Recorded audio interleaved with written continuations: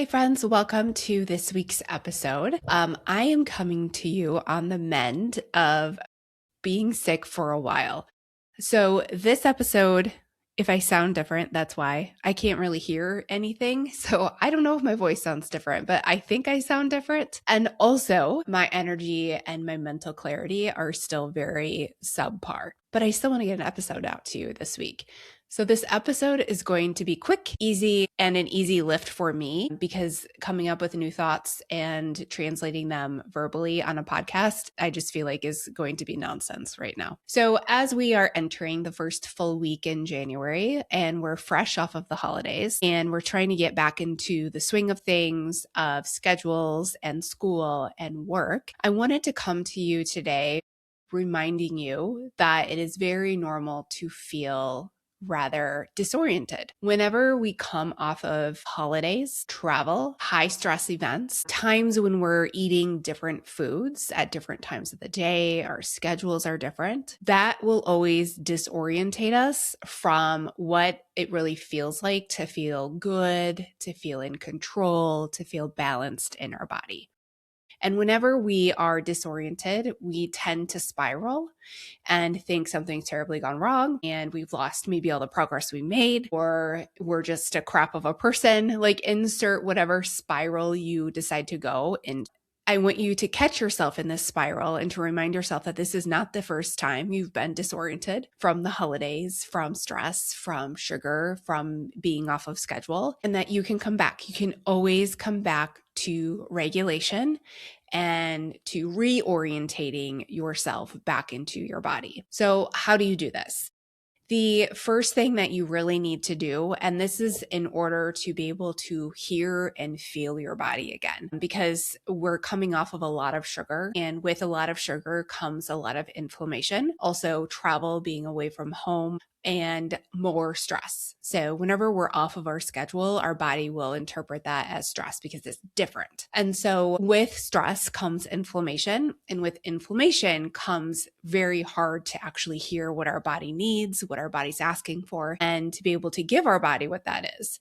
Because what we feel instead is that we feel sugar cravings. We feel very low energy. We feel like we want to sleep more, but maybe we can't sleep very good. We feel like the weights are really hard in the gym. We feel like sitting down to do work feels like there's no thoughts in my brain. I don't remember how to do this. These are all inflammatory type of things. And also, if you're like me and you're coming off of being sick, now it's just amplified. It's like there's like I'm trying to think of a way to make this analogy, but like you're in a very blurry bubble. Like, hearing what is reality in your body is just really hard to grasp. And so instead, you'll hear a lot of sugar cravings. You'll hear a lot of brain fog. It'll feel very mucky and very hard to grasp. And it can feel annoying and frustrating and like, why can't I just get my shit together? And so what we end up doing is we swing from one end of the spectrum where we maybe during the holidays were very unstructured, eating whatever sounds good, feels good, whatever's there for you, not doing workouts, not staying up too late, drinking alcohol, not sleeping well. From that, and then we go all the way to an extreme of being very regimented and saying like no, no, no, no to everything, and having a lot of hard rules and hard set rules. Now, there's a difference between having really hard set rules where you're like, I must abide by these, or I'm a failure, or I'm going to completely go backwards, or this is the only way I feel like I have control, versus giving yourself some structure, right? Doing the things that you already know work really well. You don't have to be born again a new entire human overnight to feel better. You can go back to the boring basics that worked before the holidays that were probably working really well, and you just need to bring them back in. Wind down before bedtime instead of going, until 10 p.m. doing stuff, keeping yourself busy, staying up watching Netflix or scrolling on your phone. Start to wind down earlier. What time do you actually want to be sleeping? If the time you want to be sleeping is 10 p.m., what time do you need to have your body in bed? And if you need to have your body in bed by this time, what time do you need to start getting ready to have your body in bed? One thing that I've been exploring, and you're going to hear more about in the podcast, is human design. So human design is is, it's a way of thinking, or how do I put this into words? I didn't know I was going to talk about this today. Human design is a structured system on which it's determined on the time you were born, the time, place, all of that. And so now it's very structured and it's strict. It's not like a personality test where it can ebb and flow based on your mood, based on where you are in your life. But human design is decided based on the time you were born and the date and the place. And so one of the things that I'm exploring with my clients, I will be exploring with my clients and also with myself, is like your health when it comes to human design. I am a projector.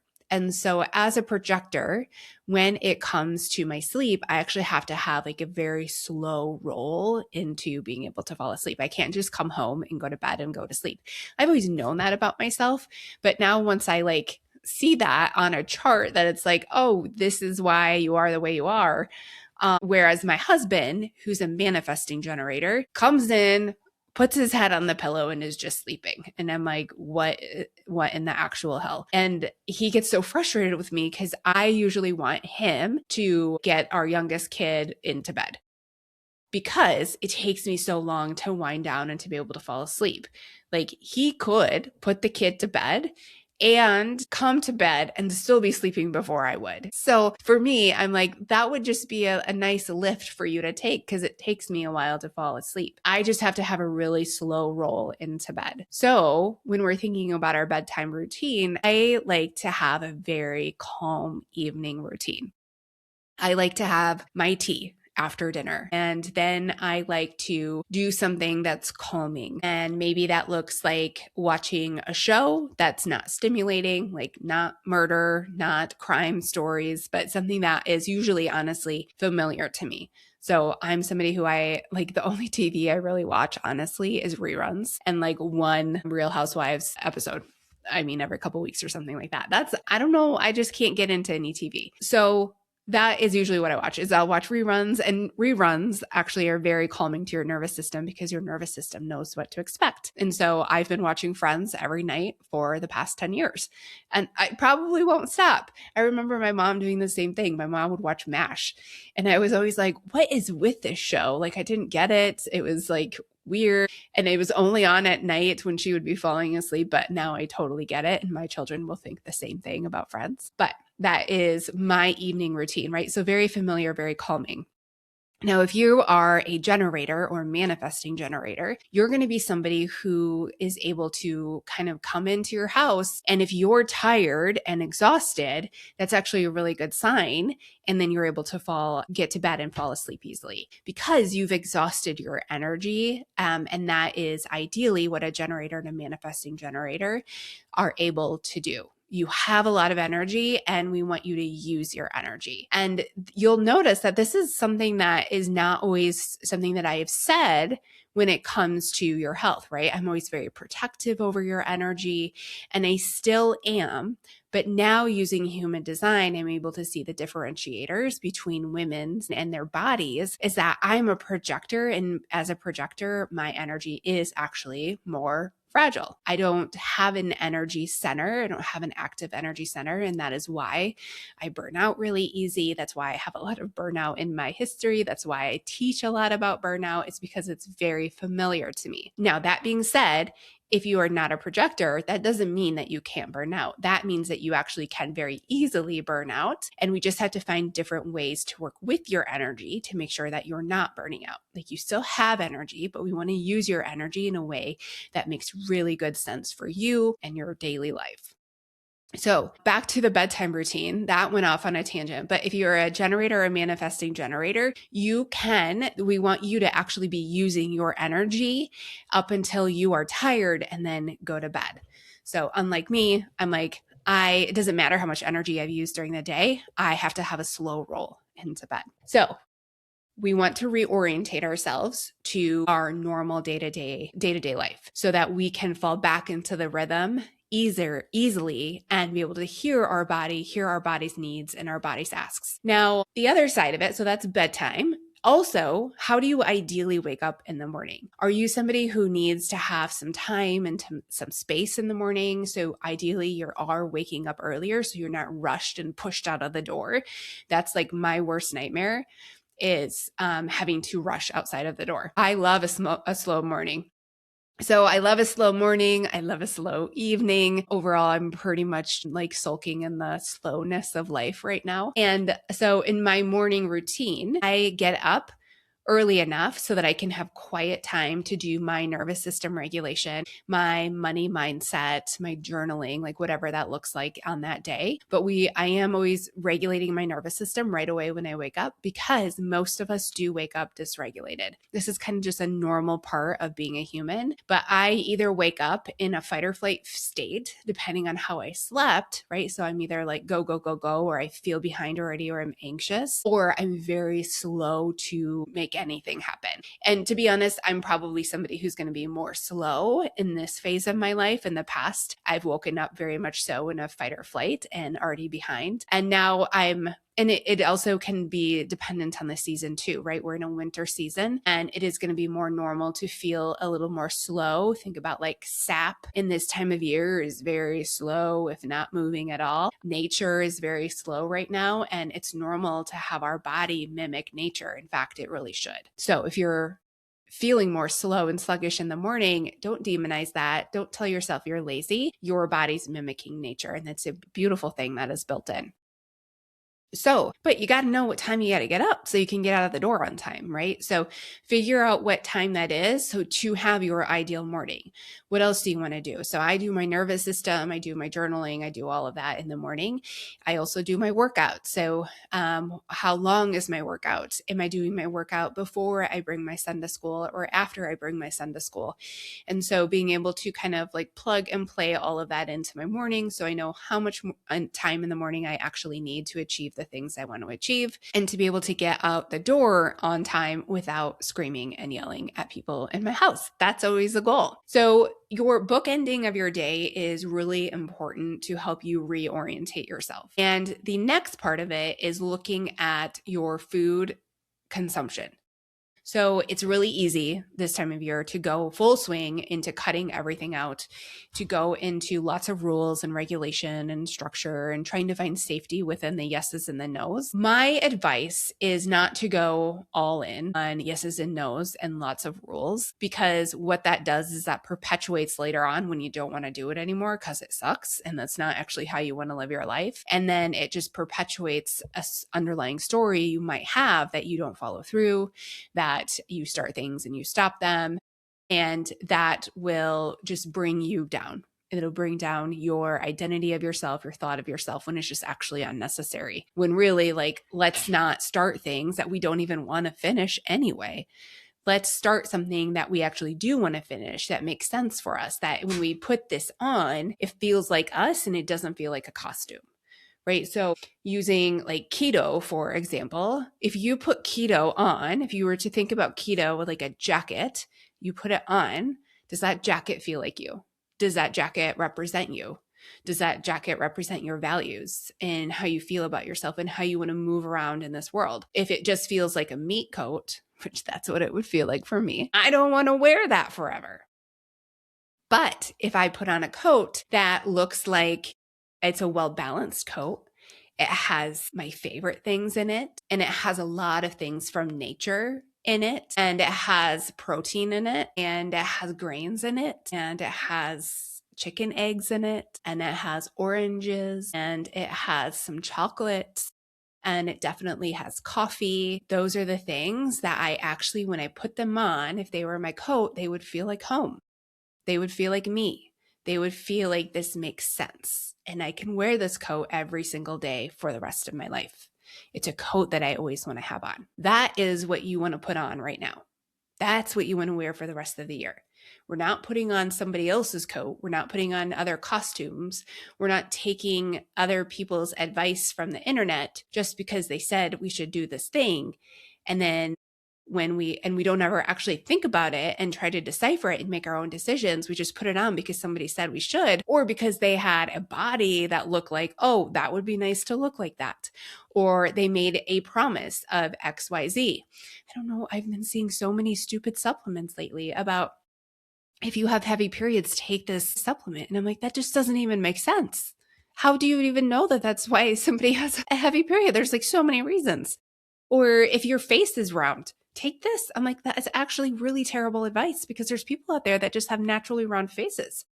And they're going to try to take a supplement because they think that this is wrong. And it's like, that's actually your facial structure. Just because someone has a round face doesn't mean they have cortisol face. Also, like, just a tangent, cortisol face is only for somebody who legitimately has zero adrenal function. You would know if that's you. That's like an actual health crisis. You don't need to worry about that. So like, let's just stop engaging with those ads on Instagram so that they can just go away for all of us. That would be great. But going back to put on a coat that feels like yours, right? And that looks like eating in a way that you actually want to eat, in a way that like brings you joy with the things you love, but also brings you the feeling that you want to have in your body, energy, connection, feeling grounded, feeling safe, creating hormones, detoxing hormones, thinking clearly, being creative, playing with your children. Your jacket that you put on should be able to give you all of those. And what the term that I'm speaking of with all of these things is really intuitive eating. And I haven't done a whole lot of like using the word intuitive eating at all recently, to be honest, but I am creating, because all of the clients I've been working with in the last 6 months, I've actually been taking them all through an intuitive eating process. So when they come in, we do deconditioning around diet culture, thinking about rights and wrongs, thinking about black and white, thinking about the fear that comes up when they know things about food, just like a lot of the constructs that they've been told about this is how you should eat, this is what your body should look like, this is exactly what it should look like for you. And breaking that down and then rebuilding it so that it matches you, which is intuitive. And so, and another thing that we have to think about when it comes to intuition, when it comes to eating, is that we can't just wake up and be an intuitive eater all of a sudden, because we're usually being influenced by sugar cravings, inflammation, the world around us, stress, all of that. And that blurs the lines between intuition, because what will sound like intuition is actually blood sugar dysregulation. And blood sugar dysregulation will look like, I need to eat this piece of sugar or I'm going to die. And it's really easy to confuse that with intuition, because that sounds very clear, very loud. And if you're like, well, if I can't trust that voice, then what voice do I trust? And that is where we bring in like removing that kind of curtain, that fogginess of inflammation and blood sugar instability. And then we're able to actually hear our body and our body's needs. And then we can be an intuitive eater. But there's so much that has to happen before we just go in and just declare ourselves as intuitive eaters. And it also comes with knowing in your brain, like, I probably can't trust my body's signals today.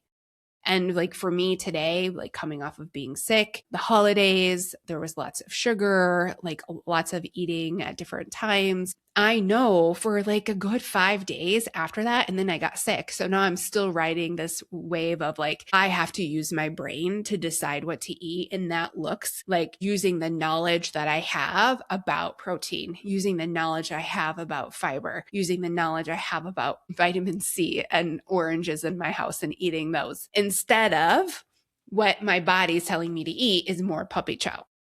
What my body is telling me to drink is more coffee. And that is because of the underlying inflammation, blood sugar instability. My body's trying to recover from being sick. All of that thrown into there. It is hard to be intuitive at this point. Is it impossible? No, but it is harder. And that's why you want to learn how to eating with intuitive eating, so you can have both of the best worlds and be able to ebb and flow from those. So when I'm sick, I'm going to move more into mindful eating. When I'm not sick and I'm not off the holidays and I'm into a great routine, I can move into intuitive eating. I can hear what my body needs when it needs it. I can feel hunger. I can feel fullness.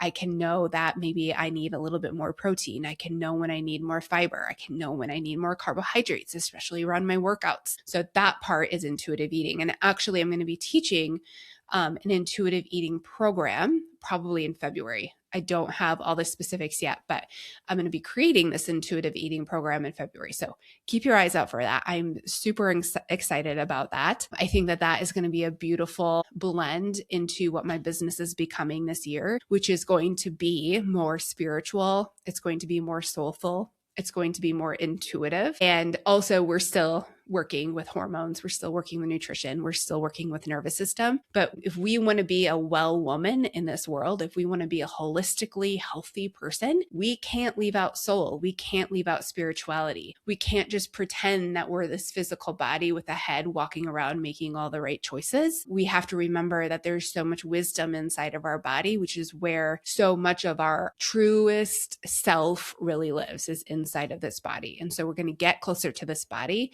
And one of the ways that we can do this is also bringing in spirituality. So that will be coming here in about a month or two, somewhere in that realm. But for right now, in January, how can you work with me? I am doing intensives only in January. So that means it's basically one-on-one coaching. So if you want to work on hormones, digestion, if you want to work on human design, if you want to work on your capacity and your energy within your business, all of those are what I am working on in January. So you can head to my website, mindfullywell.com, click work with me, and then the program that is in there is called Resourced. So we are resourcing the woman that you are with more steady energy so you can fulfill what you want to fulfill here in this world. And one-on-one coaching, we do bi-weekly coaching calls. You have private messaging with me. You also will be in a cohort of all of my clients, and all of my clients receive a overall workshop per month. And that workshop is just more in depth, more soulful, more like next level you, versus I'm not a coach that is going to just like sit on the sidelines and let you be in maintenance mode or let you just, just simmer. I always want to be teaching you and showing you how great you can be, how great this world is, like how lovely it is to be in this life. And when I can do this through workshops, you get to learn and expand versus consuming the same things over and over again, which is what you get on social media. And it's often what you get inside other coaching programs. Like, come in, let's learn about protein. You already know about protein, right? You already know those things. You don't need to consume more information just for the sake of information. Wouldn't you want to consume how to be a better person, how to fulfill your purpose in this life? So that's what our workshops are. And then you also will do, and then we do nervous system regulation practices together as well. So we have a monthly breathwork class. There's also, we have meditations, we have somatic practices for nervous system regulation as well inside of my coaching cohorts. So if that feels like oh, wow, I didn't even know she did one-on-one coaching. I actually didn't in 2025. I think I had like a couple of people who would reach out occasionally. And if I had room, I'd be like, sure. And then at the end of the year, I was just not really sure what my programs would look like. So I just decided to go back to my roots of private one-on-one coaching and to also align with my word of the year, which is fulfilled. Because when I can actually be in real time with somebody, we can make really quick progress in a short amount of time. We can really touch on all the things that you actually need right now. We get to see amazing things happen in one-on-one coaching.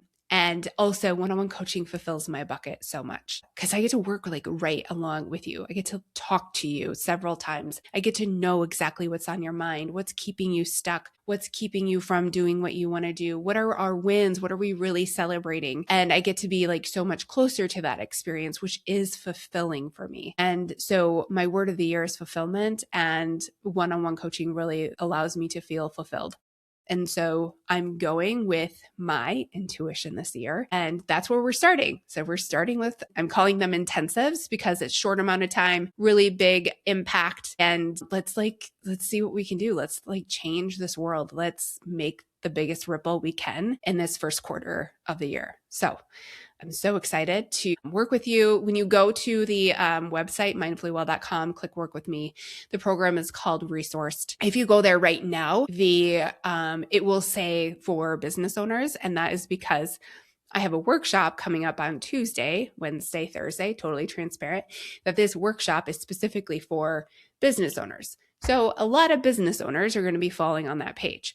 If you are not a business owner, that is totally fine. I have a lot of clients who aren't business owners. I have a lot of clients who are business owners. I work with both. I think that a lot of entrepreneurs specifically are just attracted to working with a health coach that is very much so in the entrepreneurship world, who is launching, who is creating programs, who is creating copy, and who is like in the thick of it. Because if you're an entrepreneur and you're struggling with your health, it would make sense to have a practitioner working with you who really knows the ins and outs of what it's like to run a business. I've had clients in the past that said, my doctor just told me my job is too stressful and then I need to figure it out before they would help me with XYZ. And it was specifically her digestion. And like, I'm sorry, but what option is that for an entrepreneur? Quit my job, or which for many of us is our soul's purpose. Like, we love it. We're not going to just quit our job,